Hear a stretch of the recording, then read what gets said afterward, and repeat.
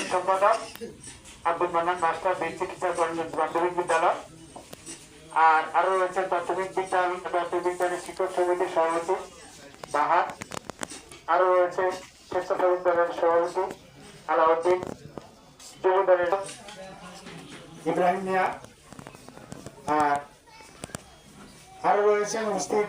এই আজকে আমাদের মাঝে যিনি আমাদেরকে ধন্য করেছেন, কৃতার্থ করেছেন, আজকে মান্যবর মহোদয় ডিসি মহোদয় জনাব মোহাম্মদ আজাদ জাহান।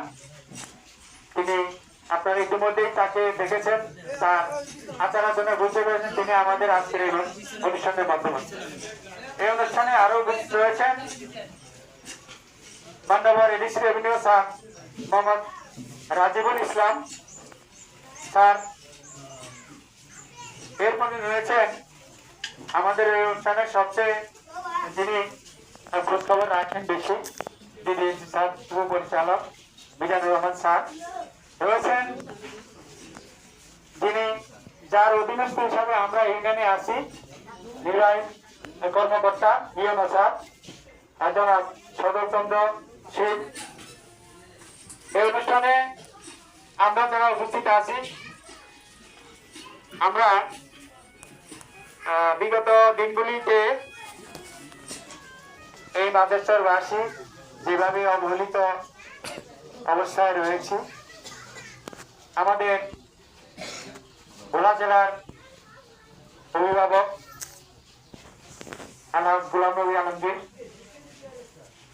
আহ্বায়ক জেলা বিএনপি, সদস্য সচিব রাইফুল আলম সহ এই দীর্ঘদিনের আপনাদের সবার দাবি, প্রাণের দাবি, সুবিধা অসুবিধা ইত্যাদি ডিসি মহোদয় স্যার, টিনো স্যারের বিবেচনা মহোদয় স্যারের সাথে তারা যোগাযোগ করে আমরা স্যারকে অনুরোধ করে আপনাদের সুবিধা অসুবিধা জানিয়ে আজকের এই ডিসি মহোদয় স্যার সদস্যসম্মতি হয়েছেন আমাদের এই মাদ্রাসাবাসীর সুদর্শা নিজ চোখে প্রত্যক্ষ করার জন্য।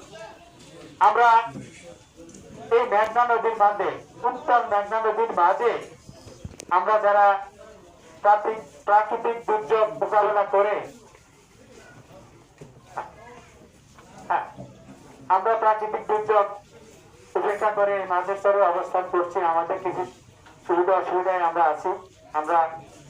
আমি কাছে এনার পক্ষ থেকে আপনাদের সবারই পরামর্শ দেয় ডিসি স্যারের কাছে আমাদের কিছু আবেদন আমরা উপস্থাপন করি। আমি এই মাঝের স্তরে প্রায় এখান থেকে 2.5-3 কিলোমিটার মতো 1-1.5 বছর বা 2 বছর মধ্যে ভেঙে গেছে, 1 বছরের মধ্যে এখান থেকে প্রায় অনেক ঘর বাড়ি ভেঙে গেছে। আমরা গত কিছুদিন আগেও টিএমও স্যারের নির্দেশ ক্রমে আমাদের প্রাক্তন সদস্য সচিব বিপ্লব ভাইয়ের মাধ্যমে আমরা চেষ্টা করেছি একটা আবাসনের জন্য। তাৎক্ষণিক তারা আমাদেরকে নির্দেশ দিয়েছেন আপনাদের ঘর বাড়িগুলো নদীর কিনার পাশে রেখে অবস্থান করার জন্য। আমরা সেভাবেই আছি, আমরা মানবতার জীবন যাপন করতেছি। এখানে আমি মাননীয় আজকের এই মাননীয় ডিসি মহোদয় স্যারের কাছে আমার একটু পুনর্বাসন করা দরকার। তারা ঘর বাড়িগুলি স্তূপ করে আছে, মাননীয় মহোদয় জানেন যে কোনো ঘর বাড়ি স্তূপ করে রাখলে সেটা আর পরবর্তীতে মেরামত করার অবস্থা থাকে না। এই গরিব মানুষগুলো যাদের একেবারে মাথা তুলে ঠাঁই নাই, আসন্ন বসা আসলে তারা কোথায় যাবে, কোনখানে যাবে, এখন তো ঘর আমাদের নিচেই আছে। আমরা তাদের ঘর তুলে জরুরি ভিত্তিতে পুনর্বাসন চাই। আমরা আরেকটু বড় সমস্যায় আছি, আমাদের ইউনিয়নের বাজেট চরে কিছু মধ্যস্বত্বভোগী রয়েছে যারা চাষা এবং মালিক, এই জমির মালিকদের মধ্যে সমন্বয় না করে মধ্যস্বত্বভোগীরা কিছু চাষাদের কাছে টাকা উত্তোলন করে মালিকদের সাথে সমন্বয় করে তারা টাকা নেয়।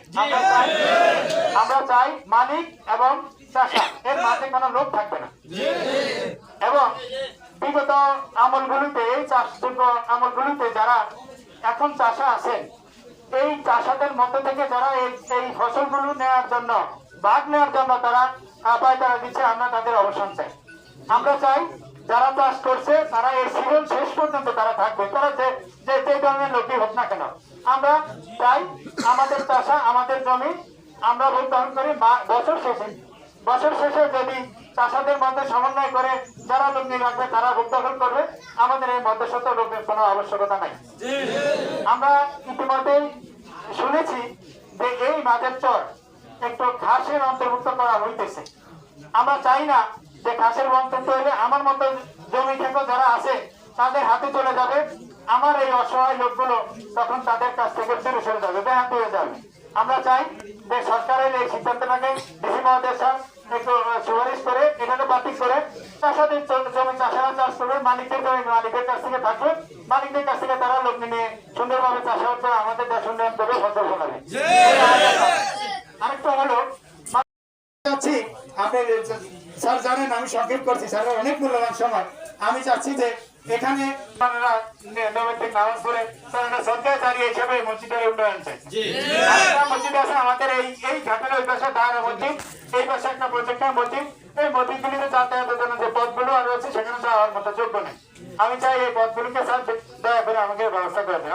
আরেকটু বিষয় হলো স্যার যে অনেক মালিকদেরকে নিকট থেকে স্যার আমরা এই মাঝের চরে যারা বসবাস করতেছি আমাদের স্যার মানবেতর জীবন যাপন আমরা হুমকির সম্মুখীন হয়ে আসছি, আর এখানে স্যার আমরা ক্ষতিগ্রস্ত হতেছি। এখানে আরেকটা দেখা যায় যে প্রতি সিজন আসলে এই চাষাবাদের জন্য গাড়ি নামানো হয়, একজনের গাড়ি আটকে রাখে, আরেকজনের দেয়, আরেকজনের গাড়ি আটকে রাখে দেয়। যদি প্রশাসনের স্যার হস্তক্ষেপ থাকে তাহলে আমাদের সুষ্ঠুভাবে চাষাবাদের সুযোগ সৃষ্টি হয়েছে। আমরা আরো চাই যে এখানে আমি নাম বলবো না, আমাদের ইউনিয়নের সাবেক কিছু মেম্বার যে এই চাষাদের কাছ থেকে টাকা নিয়ে এসে তারা পালিয়ে আছে, এবং তাদের টাকাগুলো তার ব্যবস্থা করার জন্য আইনত ব্যবস্থা গ্রহণ করা আবশ্যক।